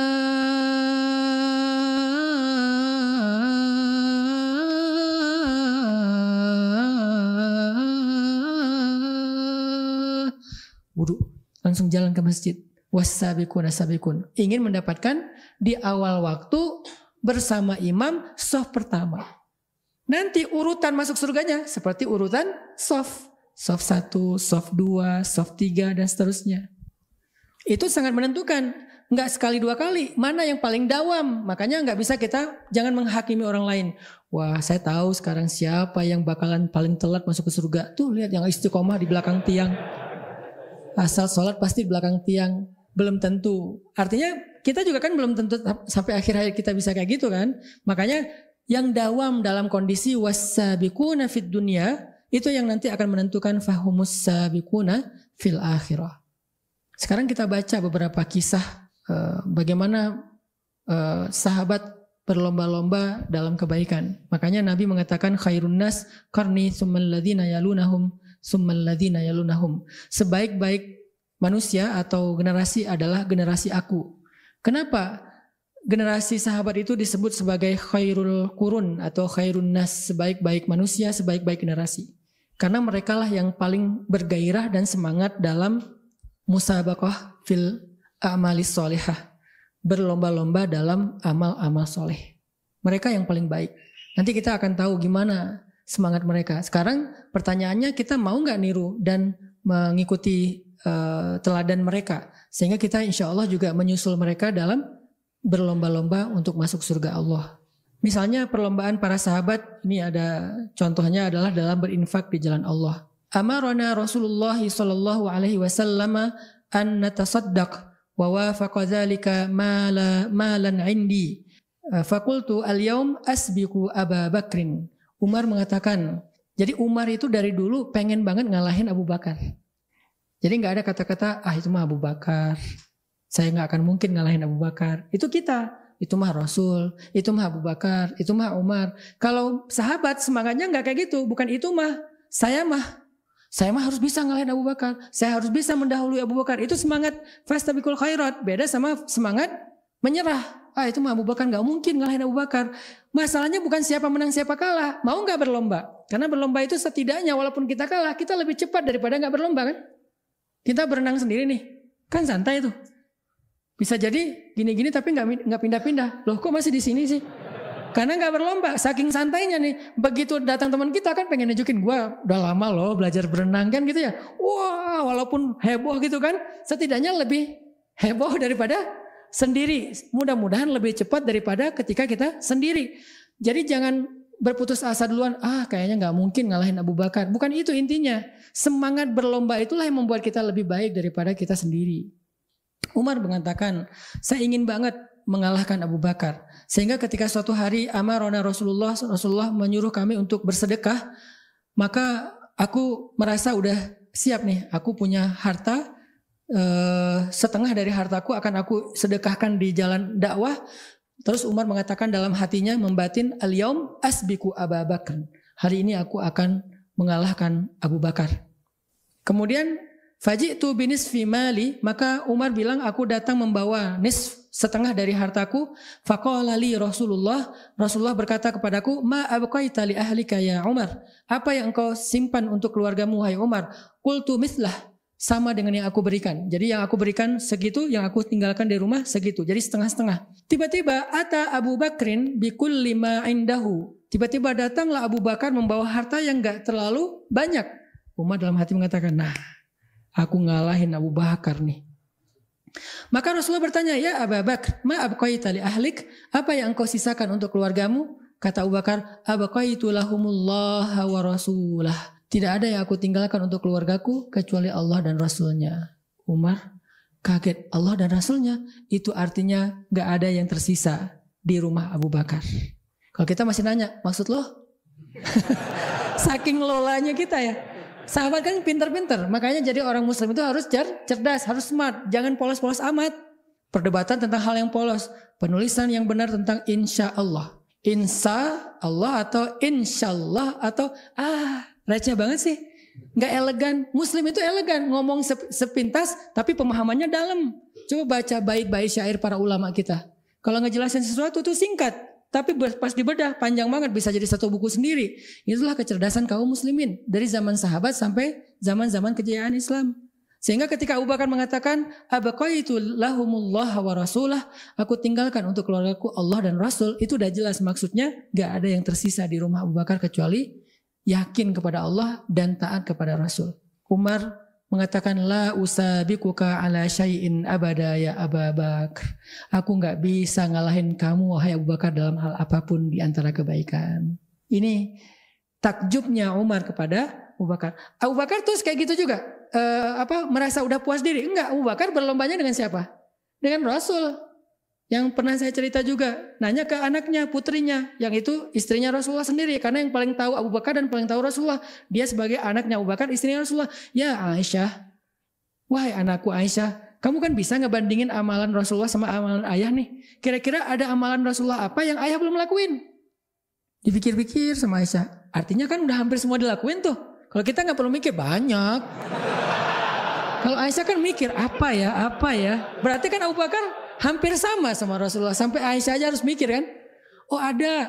Rasulullah selalu ngasih makan seorang pengemis tua yang buta yang ada di ujung pasar. Itu yang Abu Bakar gak tahu. Yang lain seolah-olah udah semuanya dilakukan sama Abu Bakar. Ini namanya fastabiqul khairat. Walaupun pada akhirnya Abu Bakar juga sadar gak akan pernah bisa ngalahin Rasulullah. Setidaknya dalam urusan kelembutan dan kasih sayangnya Rasul. Walaupun sama-sama ngasih makan, beda lembutnya. Abu Bakar nggak di rotinya nggak direndam dulu, nggak dihancurin dulu, langsung ngasih aja sampai orang keselak. Rasulullah rotinya karena ini orang tua udah ompong, ya direndam dulu sama air, dihancurin yang lembut, dikasih madu, disuapin sama orangnya tinggal telan. Abu Bakar, Pak ini orangnya, kamu siapa? Saya orang yang biasa, enggak beda. Apa bedanya? Orang yang sebelum kamu itu lembut. Dia kalau ngasih itu rotinya udah hancur, udah lembut. Saya tinggal nelen. Kamu tahu nggak siapa bapak orang yang biasa itu? Orang yang biasa itulah Rasulullah. Baru orang yang nangis karena selama ini orang itu ternyata selalu mencela orang yang di depannya yang ngasih dia makan. Coba bayangin kita digituin. Udah dicampur macam-macam ya. Ya ini Pak, silakan Pak, mudah-mudahan tenang di alam sana. Karena kita sebel kan, Rasulullah kan nggak gitu. Ternyata Abu Bakar akhirnya paham, oh nggak bisa ngalahin Rasulullah, saking istimewanya Rasul. Tapi apakah Abu Bakar mengatakan itu di awal untuk tidak berlomba? Enggak, tahu nggak mungkin ngalahin Rasul. Umar tahu nggak mungkin ngalahin Abu Bakar. Begitu juga sahabiat tahu nggak mungkin ngalahin Sayyidah Khadijah, Sayyidah Aisyah, nggak mungkin. Tapi mereka nggak bilang itu sebagai sebuah excuse untuk tidak berlomba. Akhirnya mereka bawa setengah harta saya, Abu Bakar bawa sedikit, tapi seluruh hartanya kalah. Semangat lagi dalam beramal soleh dan seterusnya kayak gitu. Nah kemudian contoh yang lain adalah suatu hari Rasulullah SAW sedang duduk bersama dengan para sahabat nih pagi-pagi nih. Inilah keseharian Nabi. Nabi itu nggak banyak ceramah teman-teman. Jarang ada tabligh akbar di zaman Nabi itu jarang. Apalagi sampai full 1 tahun tabligh akbar keliling Hijaz. Jadwal tabligh akbar Rasul sudah penuh.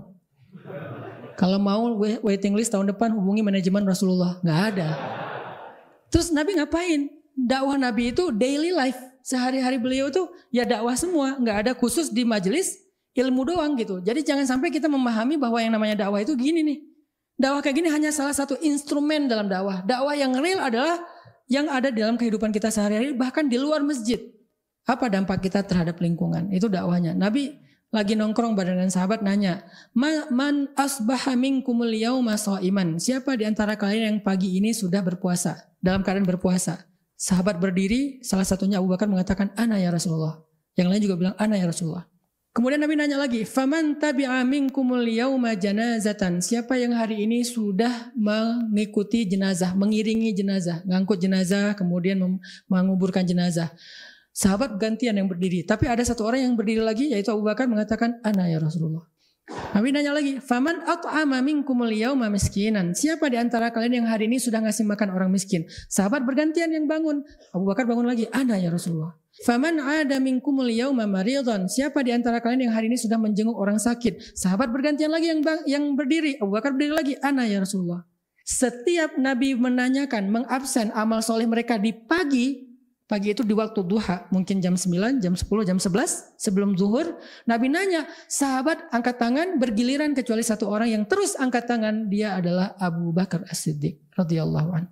Sehingga Nabi tersenyum mengatakan, majtama'ana fi imri'in illa dakhalal jannah. Tidaklah semua amal itu ada pada kehidupan seseorang dalam satu hari kecuali dia masuk surga. Semuanya pada ngelirik ke Abu Bakar, merasa takjub dan cemburu. Akhirnya besoknya pagi-pagi rame tuh, nggak ada lagi yang nongkrong. Semuanya sibuk. Kalau ini kan nongkrong nih, ketemu Rasul. Mereka pikir ketemu Rasul itu udah selesai. Abu Bakar ketemu Rasul setelah berbagai macam amalan dilakukan dari sejak habis subuh. Mereka ketemu Rasul mungkin cuma satu amalan. Besoknya nongkrongan Rasul nggak kayak kemarin lagi. Udah pada sibuk. Wah heboh sahabat. Habis subuh udah keluar masjid. Wah amal solehnya macam-macam. Mana jenazah? Mana jenazah? Mana orang mana orang sakit? Mana orang miskin? Wah heboh lah. Mereka nyari apa? Jenazah, nyari orang miskin, nyari orang sakit. Kayak kita nyari konsumen. Kayak kita nyari objek buat bisnis. Mereka nyari mana jenazah, mana orang sakit, mana orang miskin, mana anak yatim. Sibuk sahabat. Kayak gitulah suasana Madinah di zaman Nabi ya teman-teman di pagi hari. Suasana kita hening. Habis subuh pada sakinah. Kalau mereka subuh itu memang nafas gairah subuh itu luar biasa. Makanya Nabi dengan semangat berdoa, ya Allah berikanlah keberkahan bagi umatku di waktu pagi. Arti keberkahan di sini itu banyak amal solihnya. Pagi-pagi itu udah beres. Jadi jam 9, jam 10-nya sahabat udah sekian amal soleh dilakukan. Coba bedakan dengan amal soleh kita di jam yang sama. Mungkin masih jauh. Di sini ada pelajaran harusnya di waktu yang singkat kayak gitu aja kita udah melakukan banyak kebaikan. Itu pelajarannya. Abu Bakar di waktu jam 9, jam 10 pagi udah melakukan sekian banyak kebaikan. Sehingga Nabi mengatakan, majtama'na fi imri'in, tidaklah ketemu semua amal itu dalam satu orang dalam satu hari, illa dakhalal jannah, kecuali dia masuk ke dalam surga. Wassabiquna sabiqun, itulah sahabat. Sullatum minal awwalin, dulu banyak yang kayak gitu.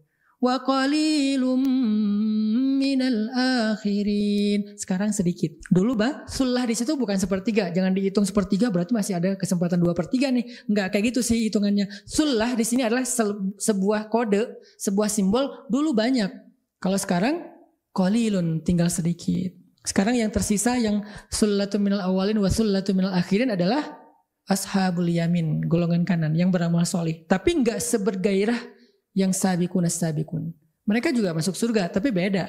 Derajat surganya, kenikmatan di dalam surganya, cepat masuk surganya berapa cepat, itu beda. Muncul lagi nanti kisah wasabiqun yang lain, misalnya dikisahkan oleh Anas bin Malik dalam sebuah adegan perang Uhud. Nabi SAW menghunus pedang, kemudian bersabda, "Man ya'khudhu minni hadha?" Siapa yang mau mengambil pedang ini dari tangan aku? Sahabat semuanya, "Ana ya Rasulullah." Rame-rame angkat tangan gitu. Saya ya Rasulullah pengen ngambil pedang dari tangan Nabi karena itu kebaikan. Kemudian Nabi mengatakan, "Faman ya'khudhuhu bihaqqih?" Terus siapa yang mau mengambil pedang ini dan menunaikan haknya? Apa hak pedang itu? Perang. Menebas musuh lebih dulu daripada yang lain. Jadi dia masuk duluan ke tengah-tengah musuh. Turunin tangan satu-satu. Jadi yang tadi, "Oh no ya Rasulullah," kayak, wah gua berani. Wah. Pas kata Nabi, "Faman ya'khudhuhu bihaqqi?" Siapa yang mau menunaikan hak pedang ini? Maka kemudian sahabat mulai menurunkan tangan mereka satu persatu, saling noleh kanan kiri. Muncullah seorang sahabat yang bernama Simak ibnu Kharsyah Abu Dujanah. Dia mengatakan, "Ana akhudhuhu bihaqqi." Aku yang akan menunaikan haknya pedang itu ya Rasulullah. Rasulullah memberikan dengan senyum, dan kemudian Simak bin Kharsyah Abu Dujanah ini berangkat menunaikan hak pedang tersebut dan kemudian menyerang kaum musyrikin. Dia mendapatkan doa Nabi. Dia termasuk yang sabiquna fil jannah, yang mendahului yang lain dalam surga. Kisah yang kedua tentang masalah berlomba-lomba itu juga terjadi sama sahabat dalam perang Uhud, namanya Amr bin Jamuh. Mungkin sebagian teman-teman pernah dengar nama ini, Amr bin Jamuh. Amr bin Jamuh ini udah tua banget, terus kakinya pincang. Artinya nggak bisa jalan cepat apalagi lari. Dan mereka bukan sedang dalam kegiatan mau Car Free Day. Mereka bukan lagi mau ke mall. Kita kadang-kadang bawa orang tua ke mall juga kayak mikir-mikir ya. Nanti kapan beresnya, turun dari mobil pelan-pelan, masuk ke lobi mall pelan-pelan, mau naik tangga nggak bisa, harus nunggu liftnya ngantri, kan gitu kan? Mikirin orang tua ke mall, apalagi mikirin orang tua ke Car Free Day, mikirin ke lapangan mau olahraga, susah bawa orang tua. Ini bukan Car Free Day, bukan olahraga, bukan mall, ini mau perang Uhud.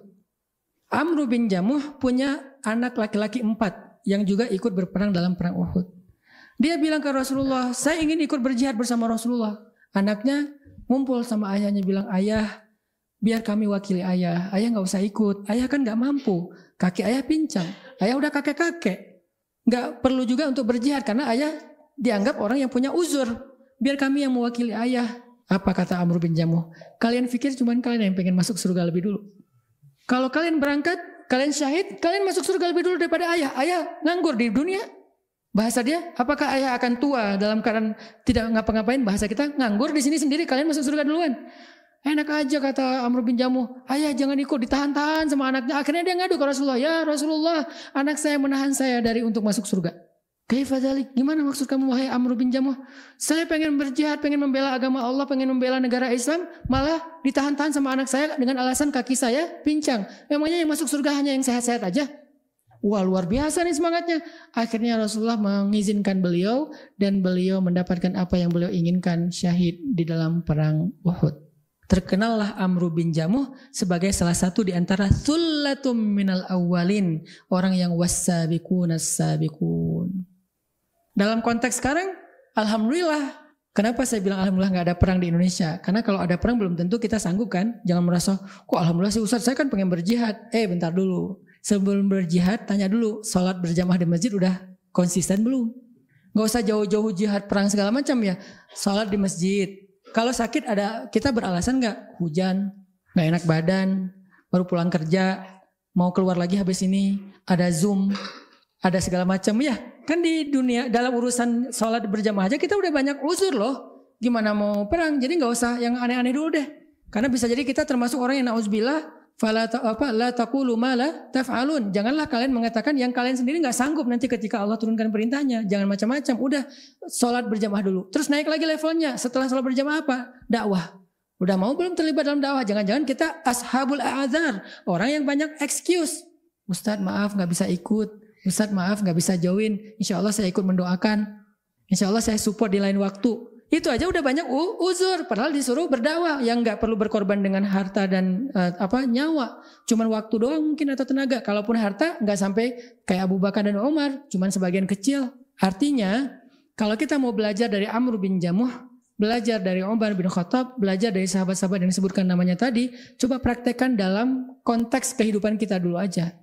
Sebergairah itu nggak kita dalam kebaikan, mulai dari ibadah sama dakwah, ibadah dakwah.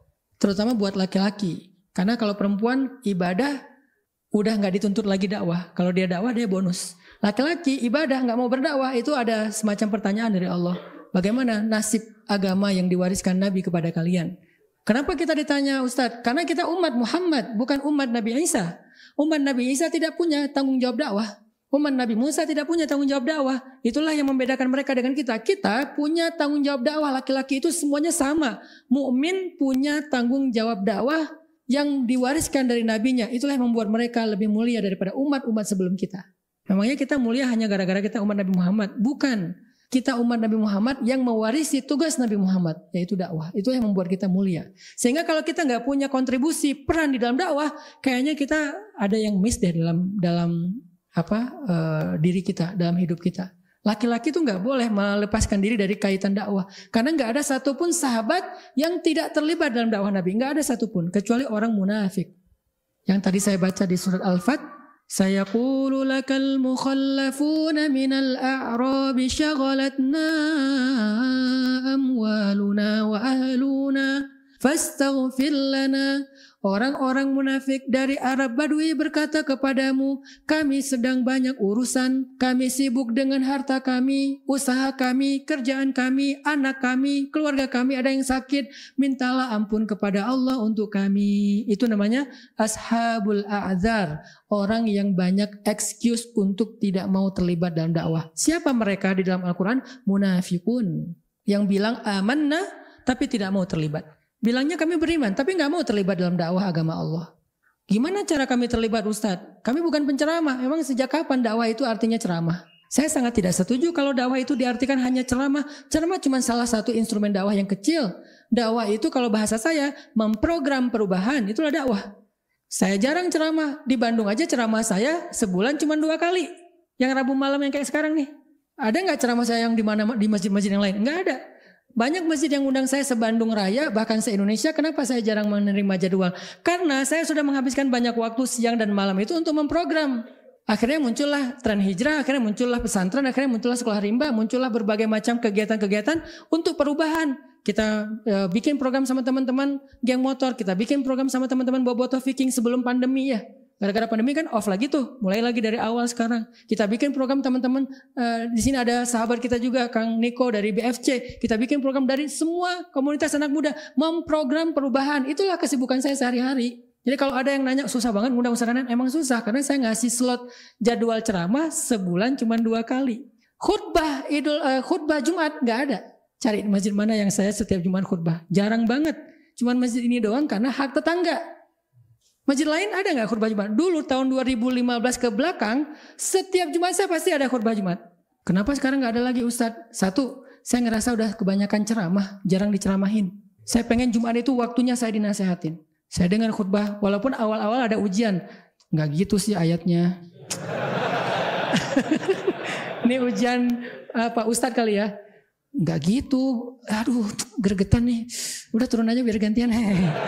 Kadang-kadang ada gitunya sih, muncul wasawisus syaiton ya. Tapi lama-lama kan jadi makin menundukkan untuk menundukkan ego tuh. Karena Ustadz ini kebanyakan ngomong, jarang diomongin. Nah sekarang saya pengen diomongin nih. Kadang-kadang pas datang, loh kok yang diomongin saya banget? Seolah-olah dia tahu masalah saya. Seolah dia tahu kekurangan dan aib atau dosa saya, kayak lagi diceramain kamu tuh. Seolah-olah gitu. Itu Allah yang menuntun lisan seorang khatib. Bisa jadi nggak ada di teksnya. Udah disiapin materi ini yang keluar yang beda. Dia juga heran, kenapa saya ngomong ini ya? Ternyata ada saya di situ yang lagi butuh nasihat itu. Nggak ada lagi khutbah Jumat saya udah berapa tahun, dari 2015, jarang banget. Paling kalau tahun ini cuma ada di sini sama di Al-Latif, udah. Yang lain nggak ada. Kenapa nggak dengar ya tadi? Terus ceramah nggak ada juga. Ngapain Ustaz sehari-hari kak sibuk banget Ustaz setiap hari? Ya tadi memprogram perubahan. Jadi kalau arti dakwah itu memprogram perubahan, berarti semua kita bisa berdakwah. Karena perubahan itu tidak terjadi hanya dengan ceramah dan tabligh akbar. Jangankan perubahan yang besar, perubahan kecil aja kadang-kadang nggak bisa dilakukan lewat tabligh akbar loh. Contoh, dalam sebuah tabligh akbar, seorang mubalik bilang, jamaah tolong sebelum pulang bawa sampahnya masing-masing. Lupa. Ya, udah gitu ceramah panjang lebar, lupa pas pulang tinggal sampahnya. Itu aja susah. Baru sampah sendiri nih, belum mengurus sampah kota Bandung kan. Makanya saya tidak akan mengisi ceramah kecuali ceramah itu ada hubungannya dengan program perubahan. Misalnya kita bikin tabligh akbar yang di dalamnya ada aktivasi program. Kayak dulu waktu di sini pertama kan kita bikin program sedekah sampah kan. Yang insya Allah nanti akan kita lakukan lagi setelah pandemi ini udah beres, kita akan program lagi sedekah sampah. Harus dari masjid. Kenapa? Banyak program-program yang baik tentang sosial lingkungan itu munculnya bukan dari masjid. Kita selalu mengklaim rahmatan lil alamin, padahal masjid itu sumber kebaikan. Kenapa bukan dari masjid sumbernya? Sampah itu harus jadi solusinya dari masjid. Ya kita udah coba dulu. Sedekah sampah kita bisa dikonversi lewat kita kasih ke bank sampah.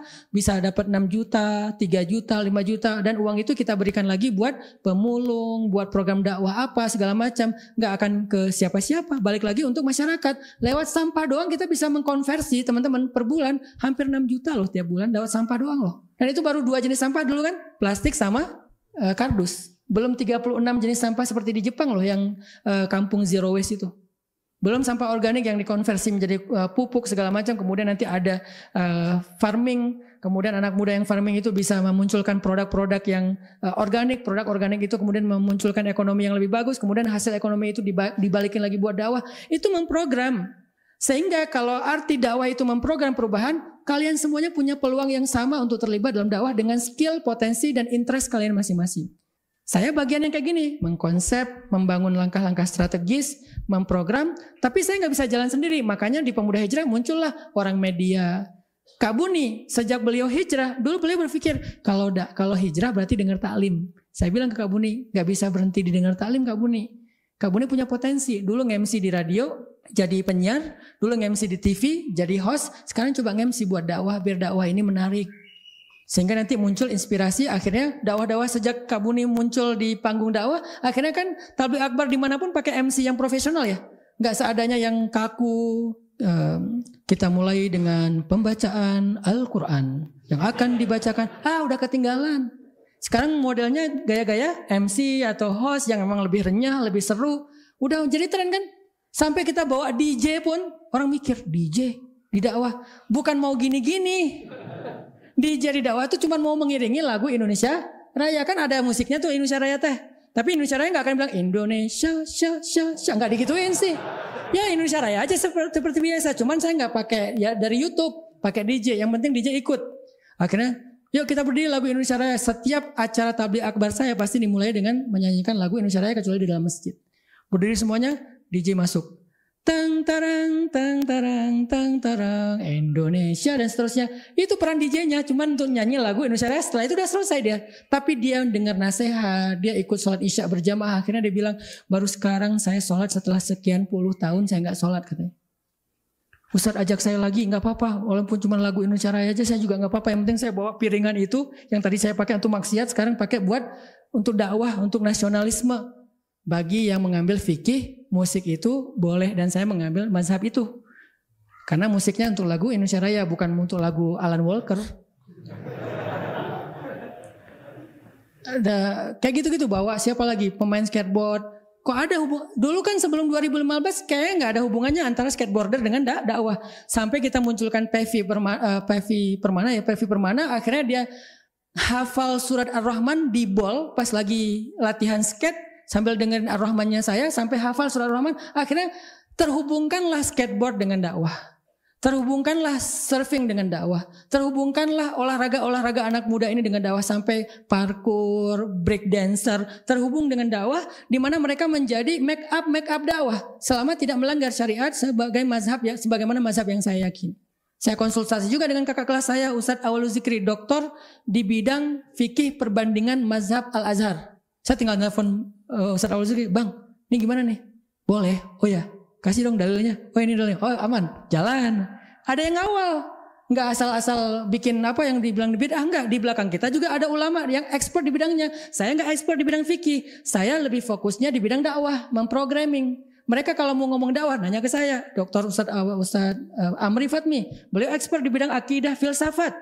Doktor akidah filsafat cum laude Al-Azhar. Tapi tidak interest terhadap program dakwah. Pas kemarin mau bikin movement di Aceh, ngajak saya, Ustadz kasih kita masukan. Datang saya bikin, memprogramming. Tabligh akbar cuma 2 kali. Tapi pertemuan untuk memprogramming itu full 3 hari 2 malam tuh. Tidur jam 2 malam. Diposting nggak diposting karena bukan untuk konsumsi publik. Pertemuan bikin program ini, cara bikin yang ini, coret 2-3 hari 2 malam beres. Tabligh akbar cuma 2 kali apa 3 kali. Itu yang saya lakukan, sehingga yang terlibat dalam dakwah bukan cuma ulama, bukan cuma penceramah, semua teman-teman bisa terlibat dalam dakwah. Sekarang pertanyaannya, ada nggak rasa tanggung jawab itu dalam hati kita? Saya pengen terlibat dalam dakwah. Kenapa? Saya umat Nabi Muhammad. Beda sama umat Nabi yang lain. Umat Nabi yang lain tuntutannya cuman sami'na wa ata'na untuk beribadah. Umat Nabi Muhammad risalah. Itu yang membuat kita lebih dulu masuk surga daripada umat yang lain. Itu yang membuat kita istimewa dan dapat syafaat dibandingkan umat yang lain. Sehingga dakwah apa yang kami bisa lakukan Ustadz? Apapun.